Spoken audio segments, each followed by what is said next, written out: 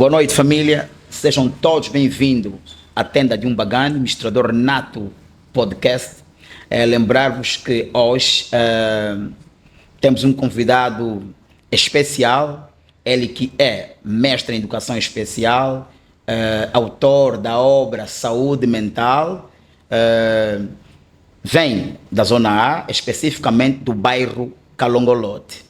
Fiquem ligados, mas fiquem mesmo ligados, não abandonem os vossos celulares, não saiam do sofá por nenhum momento, porque o tema de hoje é muitíssimo importante. Este que é a distribuição, ou seja, falaremos da formação e distribuição do professor da área de Educação Especial. Lembrar-vos que isto com mestre em Educação Especial, Guilherme Cavela Peua. Fiquem ligados.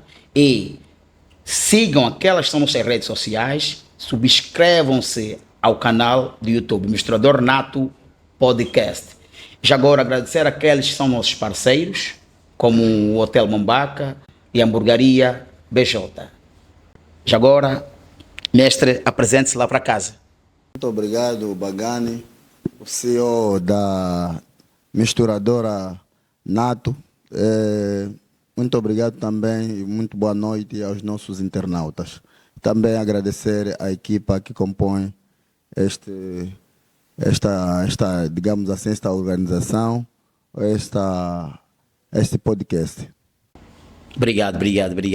Nós não poderíamos fazer diferente, uma vez que o nosso tema é ligado àquilo que é a formação ou a carreira do nosso mestre, não é?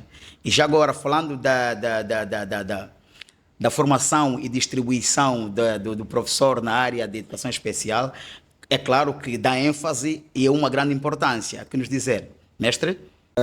Vale dizer que falar hoje da formação do professor implica um grande desafio naquilo que é a formação dos indivíduos, a formação de estudantes a nível de vários subsistemas do ensino em Angola.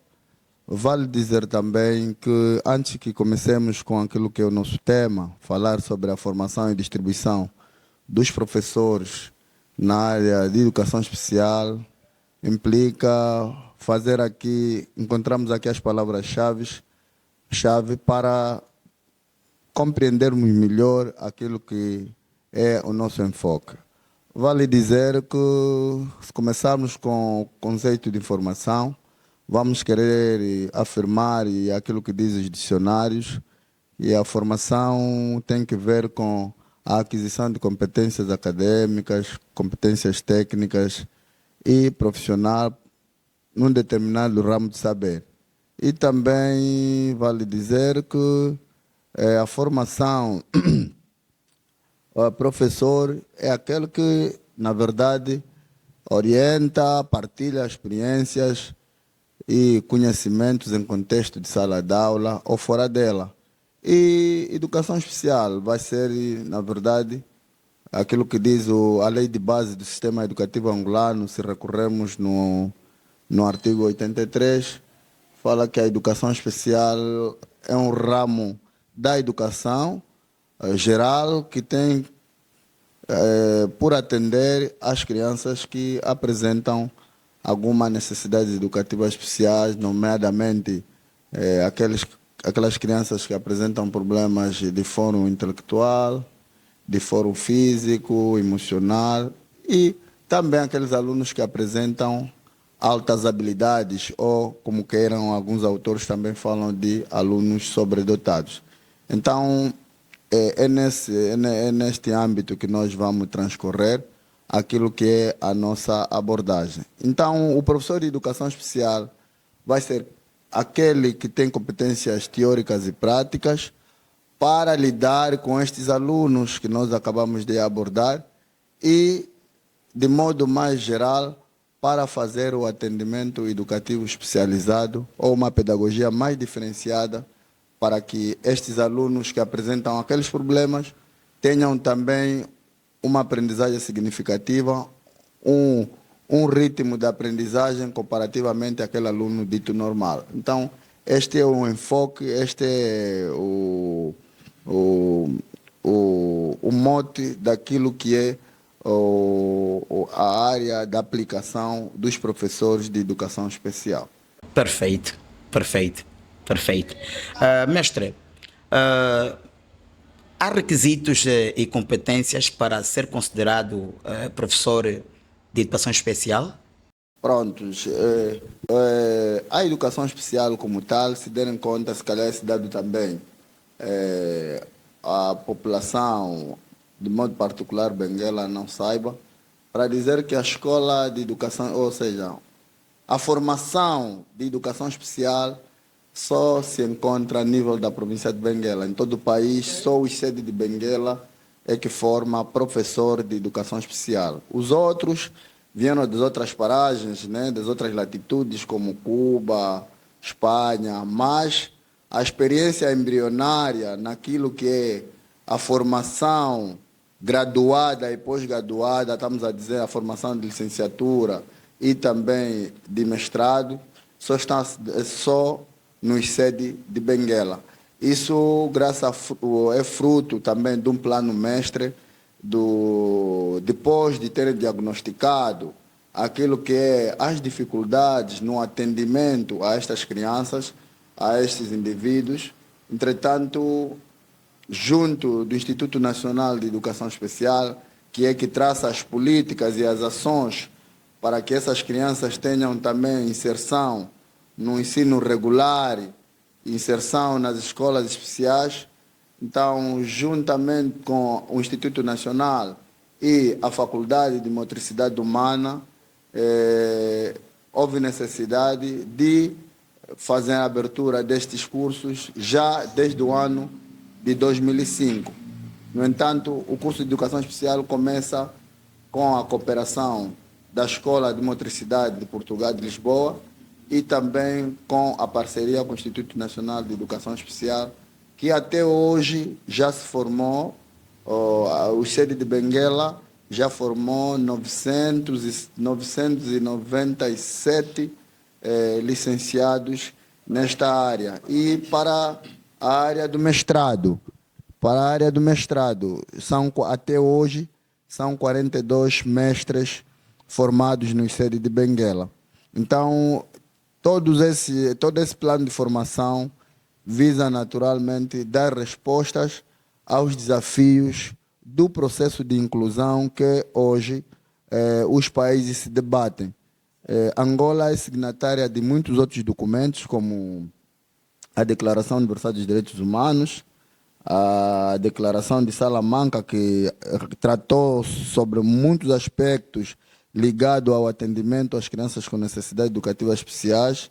Angola é signatária da Carta Africana e da Carta Africana para as pessoas com deficiência. Angola é signatária de documentos como o relatório do Mero Ornock, é signatária da Declaração de Dakar sobre Educação para Todos. Então, todos esses documentos é vinculativo porque Angola ratificou e aceita esses documentos. Então, se aceita esses documentos, então há toda a necessidade de continuar a formar do ponto de vista teórico e prático para os desafios que se pretende com o processo de inclusão. Porque também é um assunto que da agenda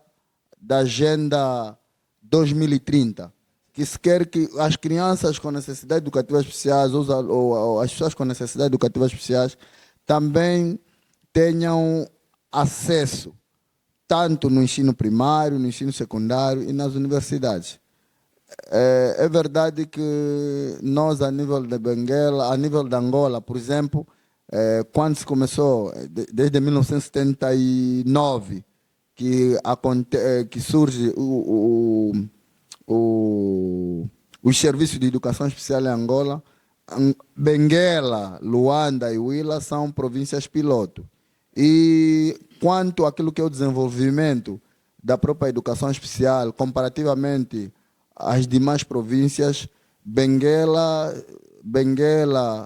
e Luanda são aquelas que se destacam e têm tido sempre dado inputs para as outras províncias pioneiras. Mas, voltando naquilo que é o cerne da nossa questão, estamos a querer dizer que Benguela forma muitos nesta área, independentemente que ainda exista algumas debilidades que nós consideramos como pontos fracos, já existem também pontos fortes, mas ainda assim deixa a desejar naquilo que é a inserção das pessoas, a inserção desses professores no Ministério da Educação. Sim. Por quê? Porque já passaram 3 concursos seguidos e o Ministério da Educação nunca abriu vaga para esse ramo.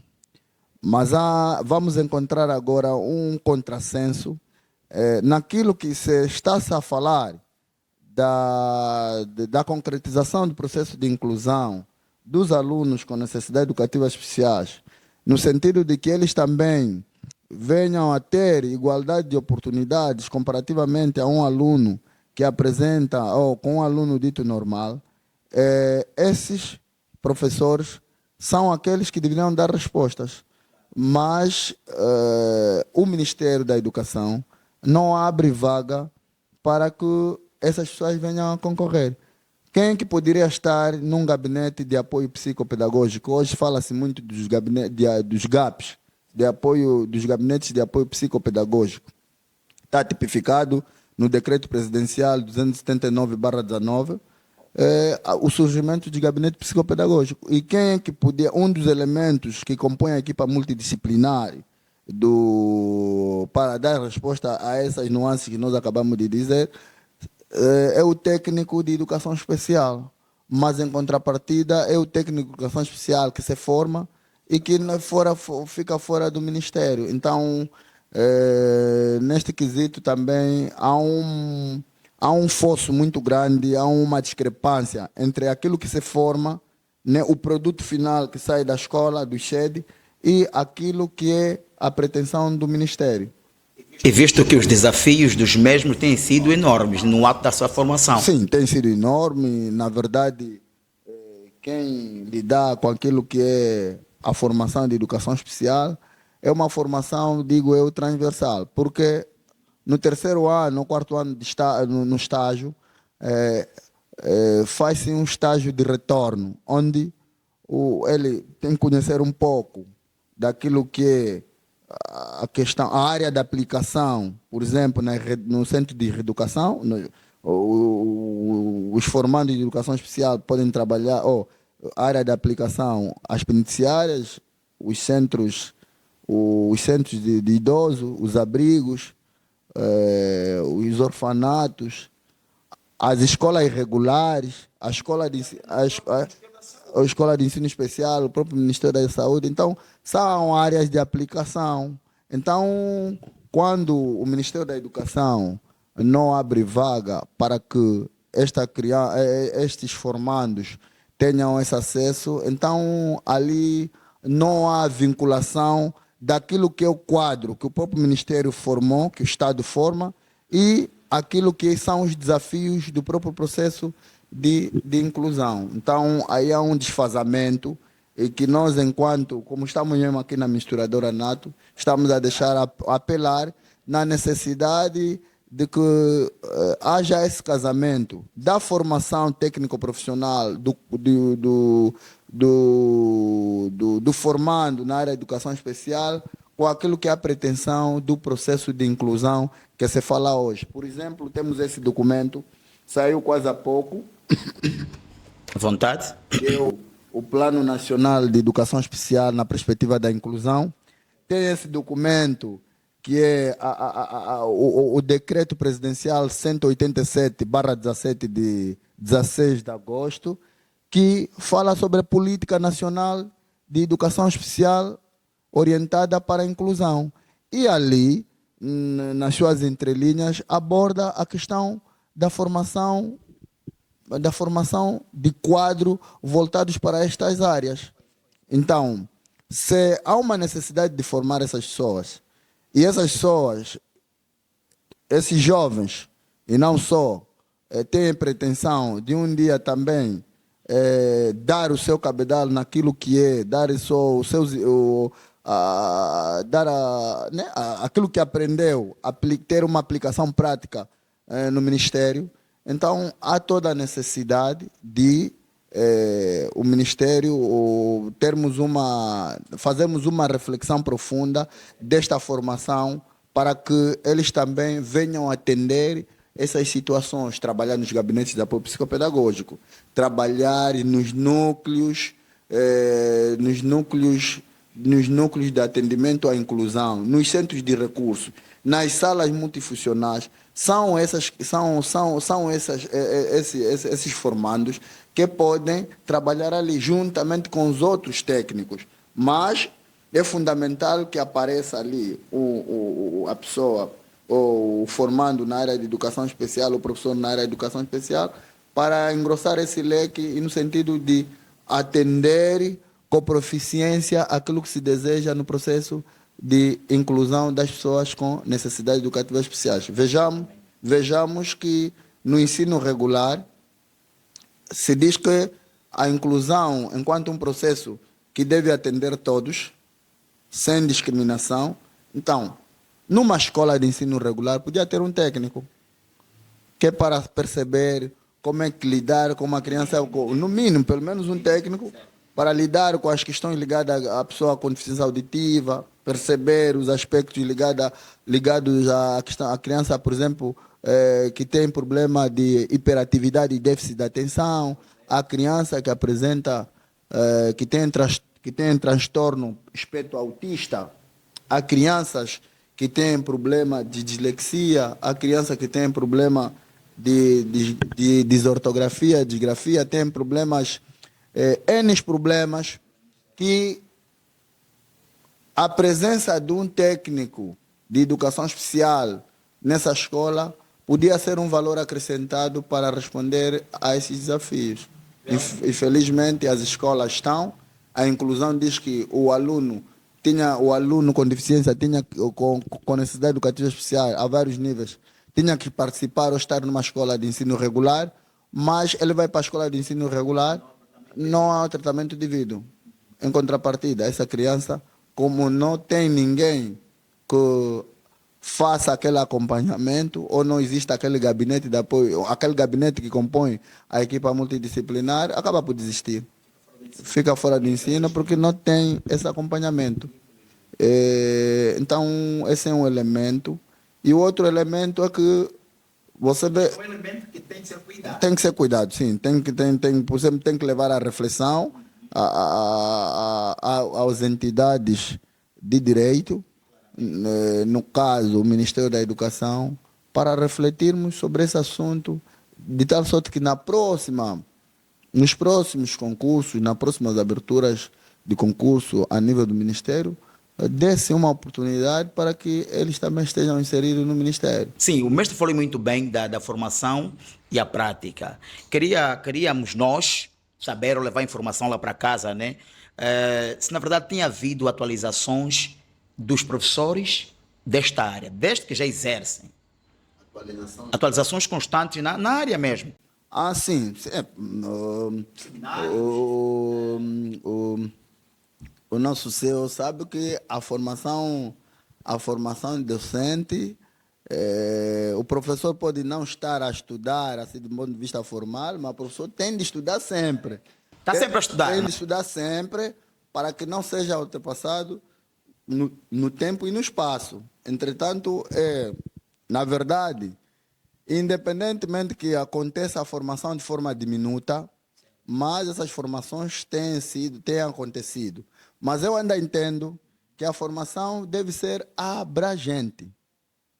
A formação deve ser abrangente. Hoje, nas nossas famílias, nas nossas escolas, na escola de ensino especial, em qualquer outra área, vamos encontrar sempre uma criança que apresenta uma necessidade especial.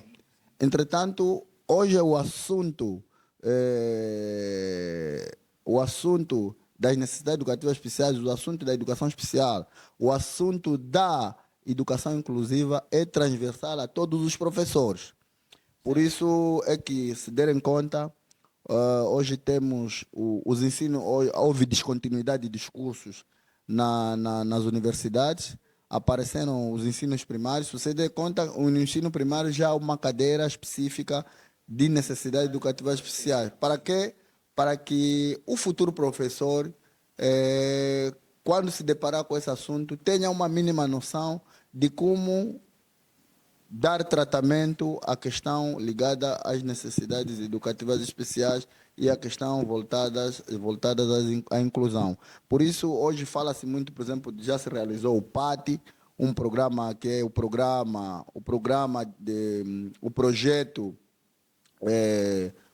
de aprendizagem para todos. Fala-se muito do PAT 1, hoje fala-se do PAT 2, mas eu ainda entendo que o PAT 1 ou o PAT 2 não é um projeto que deve só ser professor escolher professor nas escolas. O PAT deve ser generalizado no sentido de que os professores, todos os professores, sem exceção, do ensino primário, do ensino secundário, quiçá das universidades, tenham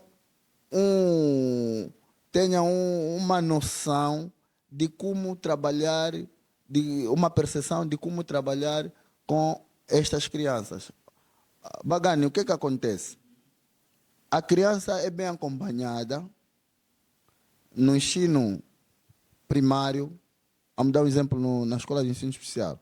A criança é bem acompanhada, porque lá tem um gabinete de apoio psicopedagógico. Aquele gabinete de apoio psicopedagógico está composto por uma equipa multidisciplinar, onde até integra médicos. A criança é bem acompanhada, mas o que acontece? Quando ele faz a transição do ensino primário, do ensino primário para o primeiro ciclo, ou de modo particular do ensino secundário da nona para o ensino secundário, lá não encontra nenhum técnico. E ao não encontrar esse técnico, não encontrar esse gabinete, um aluno, por exemplo, que apresenta problema de surdez, que lá estava habituado a se comunicar com uma linguagem gestual, vai para a escola, na escola do ensino médio, não encontra um técnico que sabe, que lida com esses aspectos.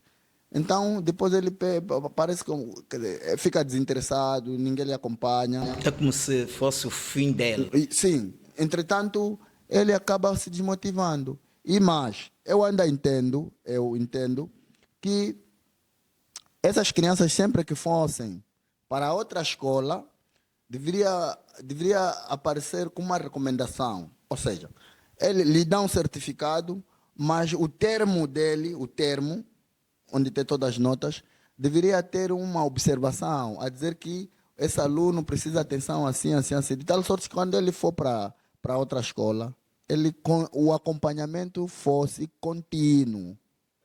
E esse acompanhamento contínuo levaria a que ele não perdesse aquelas habilidades que ele ganhou no ensino primário, no ensino secundário, transitasse para o ensino médio e ainda assim, se existir técnicos do gabinete do ensino médio ou do ensino secundário onde ele saiu, ou do primeiro ciclo onde ele saiu, e da escola onde ele vai, deveria coexistir essa relação entre esses gabinetes, de tal sorte que aquilo que a escola do ensino médio não está a conseguir, ainda podia recorrer na escola do ensino secundário onde ele saiu.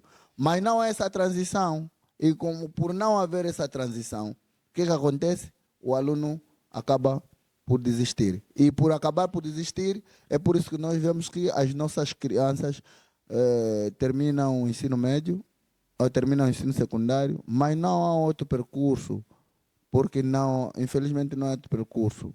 Por exemplo, em Benguela há um caso excepcional, e que também costuma dizer é caso de superação. Digar aqui, passo publicidade, a superação das doutoras Velma e a Catila Honrado, as duas irmãs que são invisuais, são cegas. Mas como tiveram um acompanhamento, tanto por parte da família, tiveram um acompanhamento, tanto por parte da escola, elas estudaram no Puniv, depois transitaram para o sede de Benguela, tiveram um acompanhamento da doutora Romero, Isabel Romero, e terminaram o ensino superior, porque à medida que eles iam escrevendo, não é, a professora Romero estava acompanhando a traduzir ou a corrigir as suas provas por braille, né, porque ela entende braille, e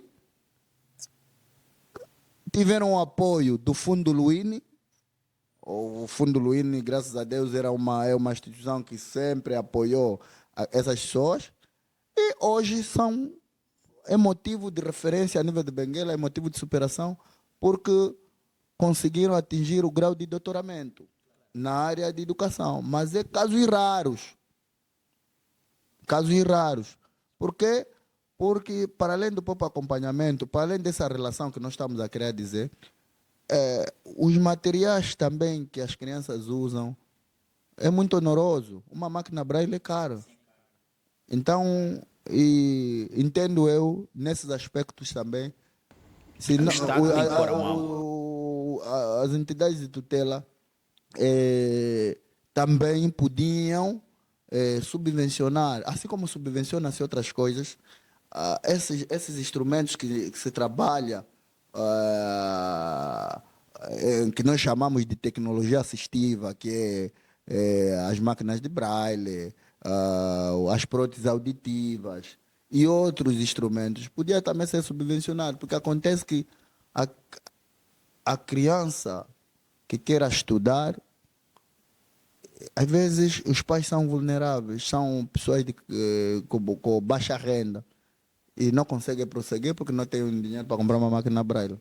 Então são elementos que têm constrangidos com aquilo que se pretende com a formação dessas pessoas ou desses indivíduos. Então, a nível de Benguela, estamos bem encaminhados, mas ainda deixamos a desejar naquilo que eu considero também como ponto fraco, a não inserção dessas pessoas no Ministério da Educação, por simplesmente dizer-se que não há vaga. Então, Sim. Até porque vê-se muito bem se cá dentro a própria distribuição geográfica por Benguela já tem sido escassa, e naquelas zonas recônditas, como é que é se virar?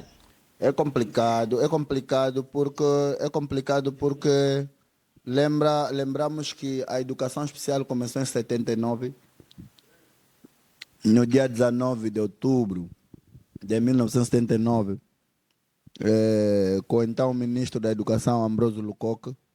79 para cá, acredito eu que já estamos em 40.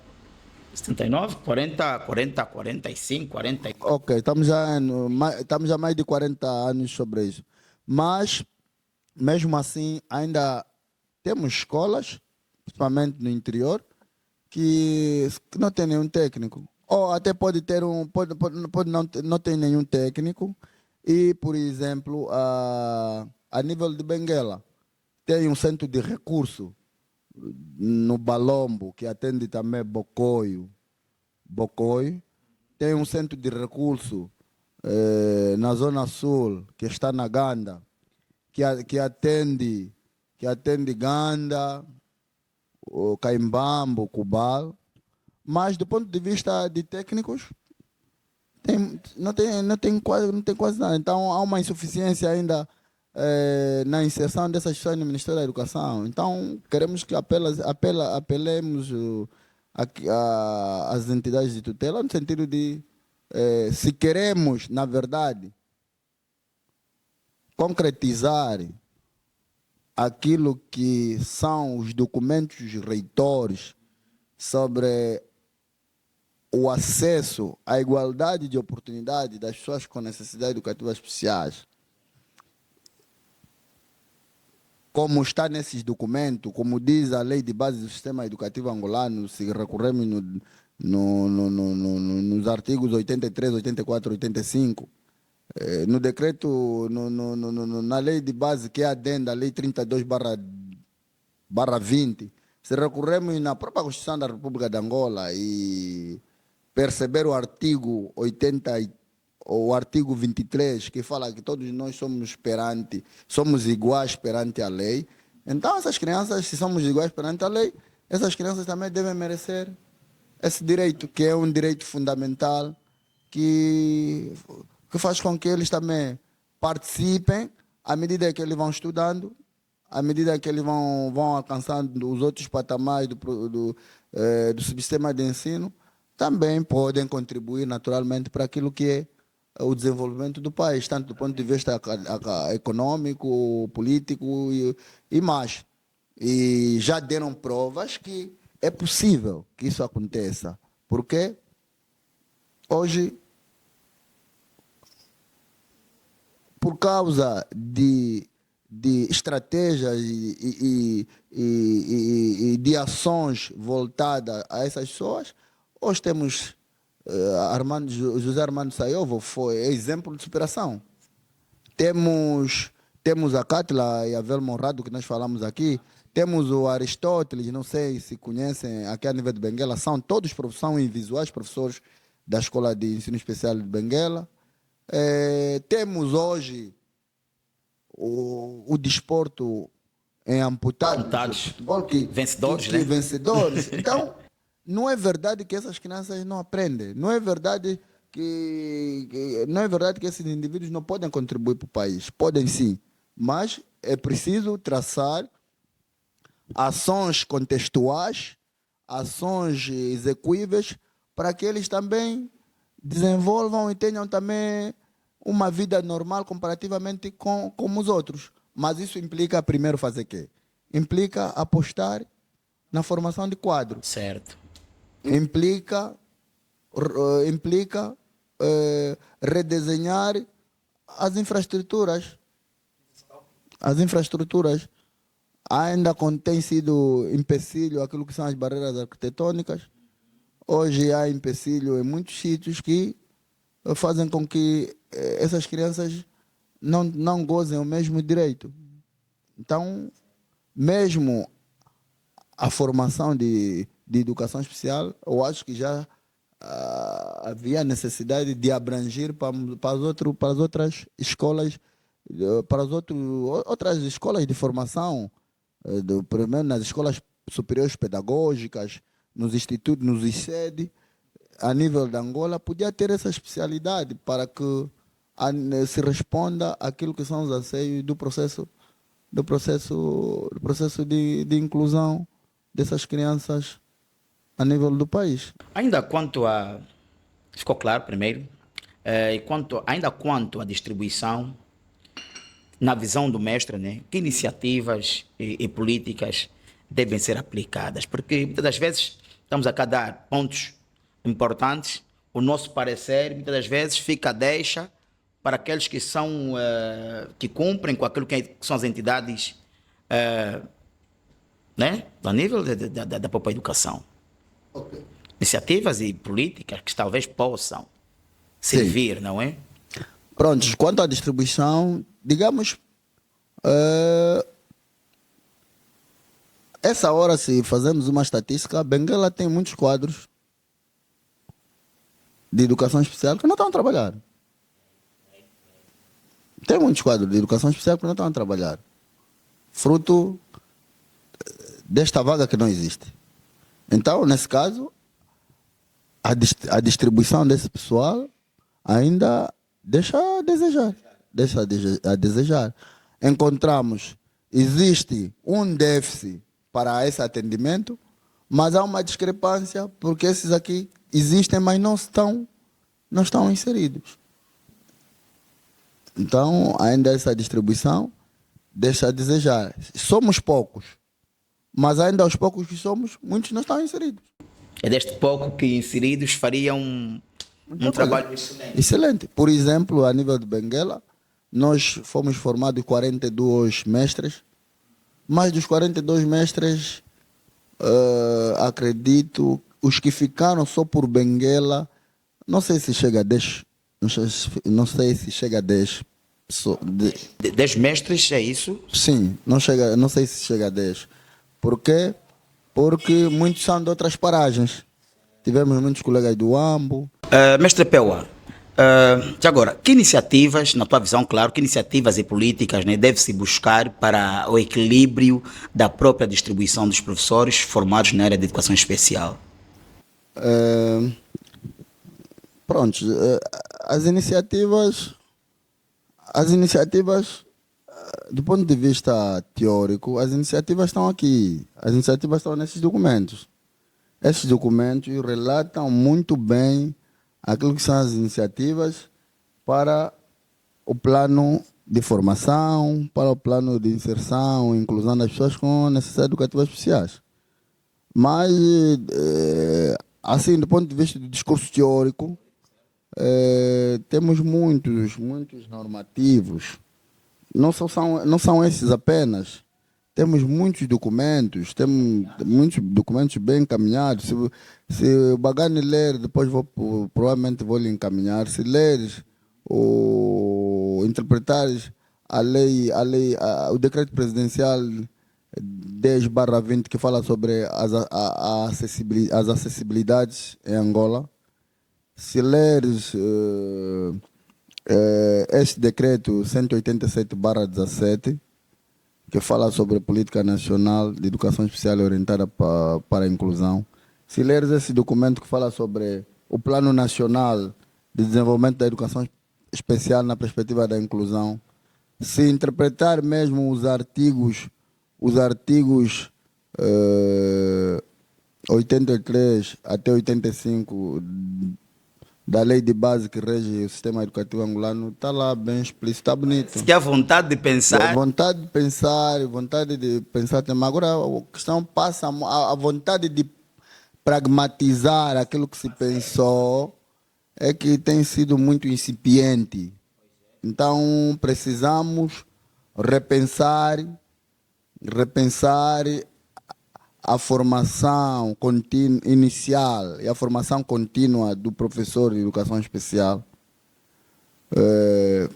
a nível da Angola e nos ICEDs e nos Institutos Superiores de Educação, ou nos Institutos Pedagógicos, Superior Pedagógicos, de tal sorte a responder os aspectos atinentes ao processo de inclusão das pessoas com necessidades educativas especiais.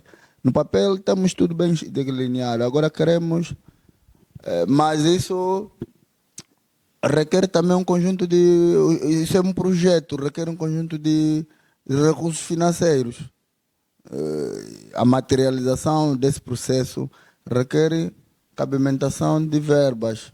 Entretanto, há necessidade de pensar nesses elementos. Se calhar, e também pensar na fasquia daquilo que hoje é na educação para dar solução a esses elementos. Porque querer é poder. Muitas das vezes, arriscar é ter. Se eles têm a amabilidade de poder pensar coisas boas que basta levarem para outro ângulo, que é para estar tudo bem alinhavado, né? Então, é bom que as políticas, penso Sim, eu, como disse o mestre, né, sejam revistas, não é? Acho que há a necessidade de termos mesmo políticas de educação especial voltada à formação, voltada também à inserção, porque há um contraste. Por que eu formo?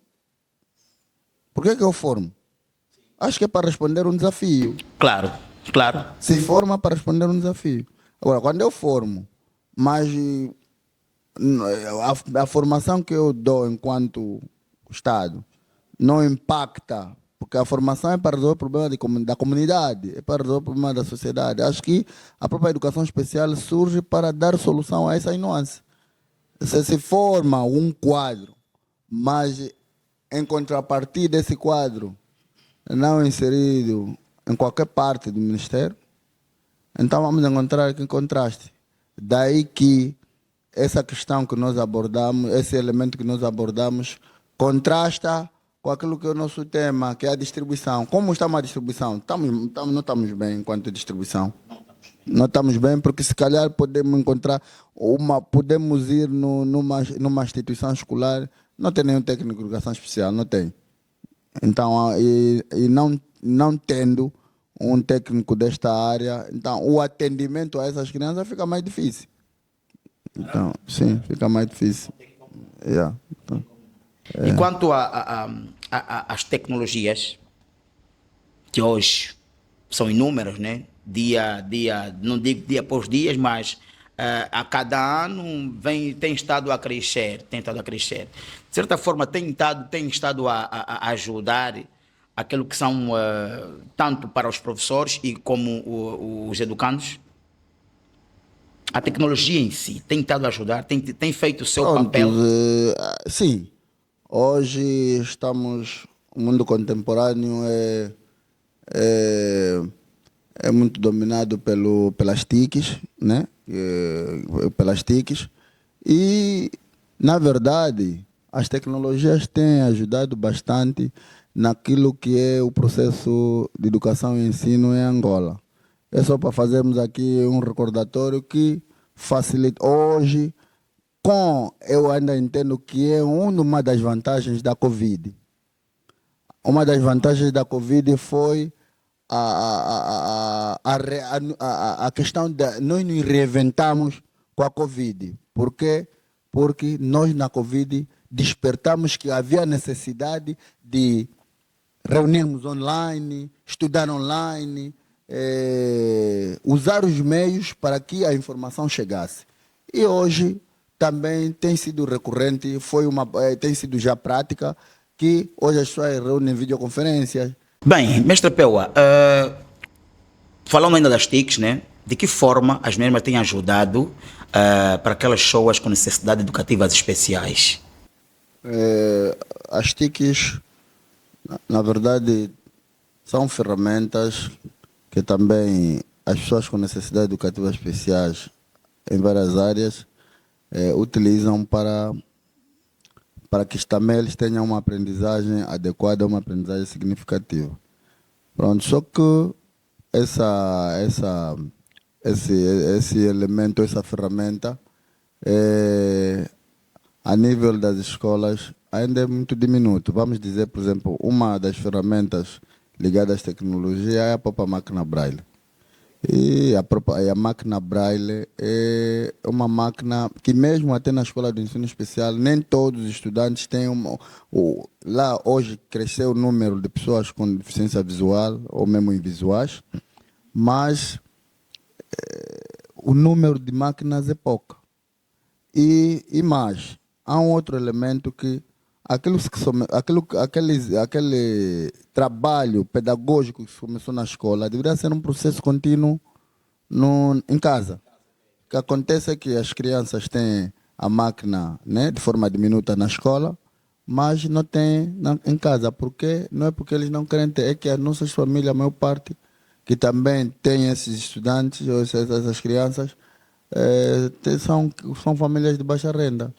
Então, é nessa perspectiva que nós, referindo-se naquela ideia anterior, que há necessidade que essas tecnologias, como as cadeiras de rodas, aquelas cadeiras elétricas, as máquinas de braille, também deveria ser subvencionada como as outras coisas que o Estado subvenciona, no sentido de que esses também tenham esse material, porque é muito onoroso. Perfeitamente, perfeitamente. Percebeu-se. Mestre Peua, estamos agora na ressaca daquela que é o dia 3 de dezembro, dia da pessoa com deficiência. Quanto às mesmas, os seus direitos, na visão do mestre, têm sido respeitadas, atropeladas? Qual é o ponto de situação, mestre? Pronto, na minha ótica, aquilo que é a minha visão global sobre essas pessoas, ainda as pessoas com deficiências a nível do país, embora tenham normativos que lhes salvaguardam, ainda aquilo que eu respeito a essas pessoas ainda é de forma diminuta. Por quê? Porque essas pessoas sofrem discriminação, rotulagem, preconceitos, não só por parte da sociedade em geral, assim como da própria escola e também das nossas famílias. É aquilo que eu disse, mas se as instituições sofrem discriminação porque às vezes eles não têm acesso. Por exemplo, querem andar num autocarro, por exemplo, um exemplo muito prático, querem andar num autocarro ou num táxi. Se ele estiver a andar, ele e a cadeira dele de roda, paga duas vezes. Paga dois lugares. Exemplo prático aqui nos táxis. Então, isso é um princípio de discriminação. Claramente. E há questões de discriminação a nível das infraestruturas. Ele não consegue andar em condições.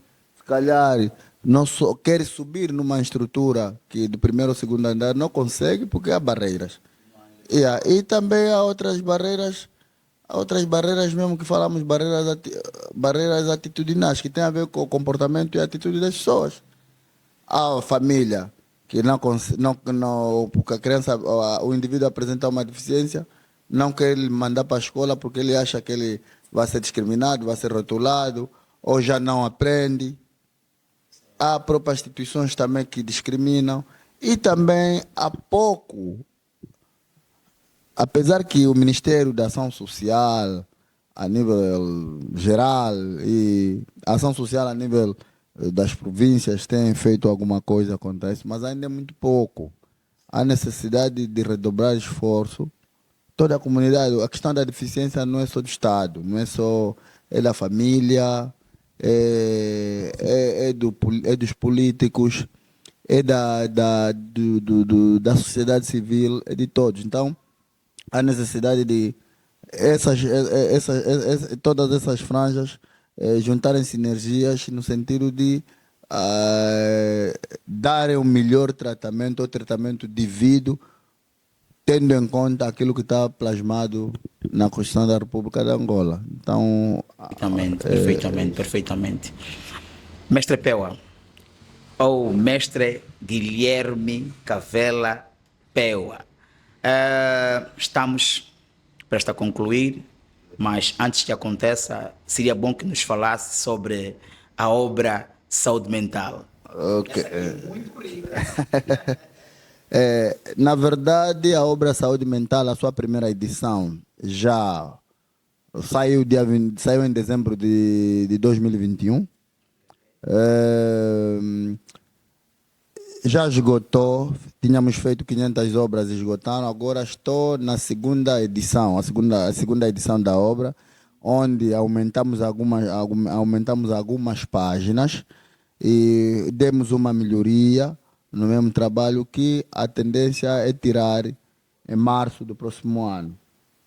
Já mandamos para a editora, já não vamos trabalhar provavelmente com a editora anterior, vamos trabalhar com uma outra editora, passo publicidade, provavelmente vamos trabalhar com a editora a Capa Edições, e assim vamos contribuir de novo para que as pessoas, os trabalhadores de modo particular, os trabalhadores do Ministério da Educação tenham consigo, ou seja, não encarem.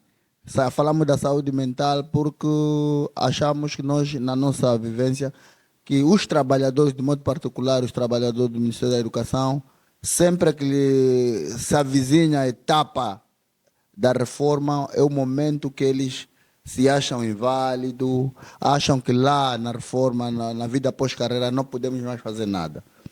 E esse conceito que eles têm, que muitas das pessoas têm, que não podemos fazer mais nada, são inválidos, pensam, então aquilo cria cria questão de transtornos, cria um transtorno de ansiedade, depressão, cria autoconceito negativo de si mesmo. E esse autoconceito negativo de si mesmo também cria alguns problemas que afetam o psicológico. Por isso é que damos conta, quando a pessoa vai para a reforma, você dá conta que ele que estava todo ele ativo, em fração de 2, 3 anos, ele tem um declínio e é capaz de apanhar um AVC ou morrer de forma prematura. Por quê? Porque não está preparado psicologicamente para encarar aquela etapa. Então nós chamamos a atenção que não é verdade. a necessidade, o livro traz consigo um conjunto de elementos para desconstruir esse pensamento, que não é verdade que quando nós vamos para a reforma não temos muita coisa para fazer, ainda temos muitas outras coisas para fazer. Temos que explorar o lazer, podemos explorar algumas atividades que não foi possível realizar quando nós estamos na vida ativa, tem que explorar o turismo, tem que explorar o empreendedorismo, podemos ler mais outra coisa, podemos aprender um outro curso que não foi possível aprender e também dar tempo à família, porque houve um momento que nós ficamos muito distantes da família. Então, todos esses elementos e também o livro traz um assunto de que nós ficamos uma vida óssea quando estamos na etapa pós-carreira. Quando estamos na reforma, ficamos uma vida óssea, principalmente os homens.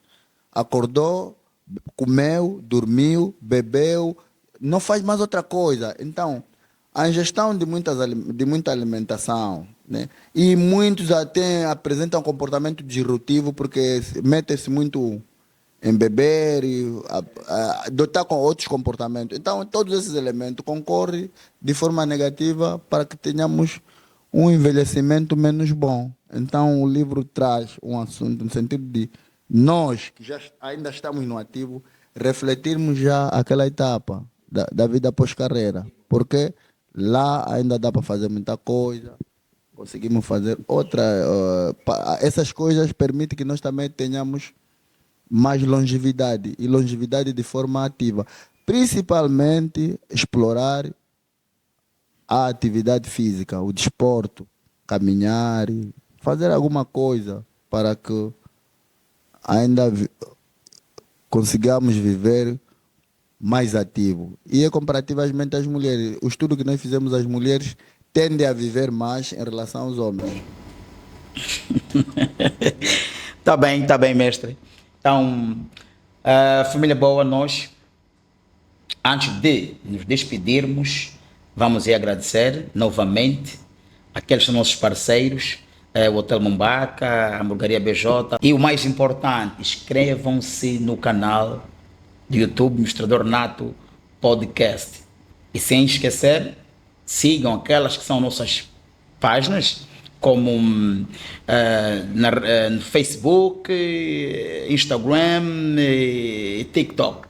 Tudo, mas tudinho, Mostrador Nato Podcast. Nós estamos tenda de um bagani. Mestre, nós só temos a agradecer. Foi épico, sensacional. Aqueles que tiveram expectante com a presença do nosso mestre, hão de gostar, até porque foi uma entrevista super educativa. Muito obrigado. Obrigado. Só deixar aqui um parênteses, agradecer aqueles todos que lutam pelo processo de inclusão, pela formação dos professores de educação especial, de modo particular, a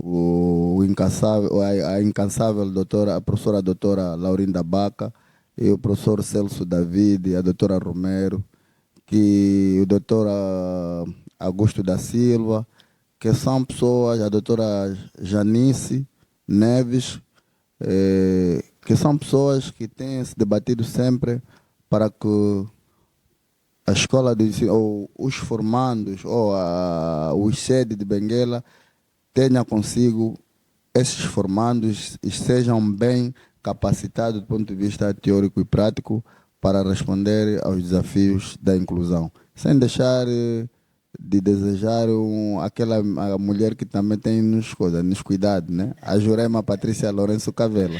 Pois é. Família, já agora, a todos os nomes citados pelo mestre Peua, o nosso muito obrigado. Até mais.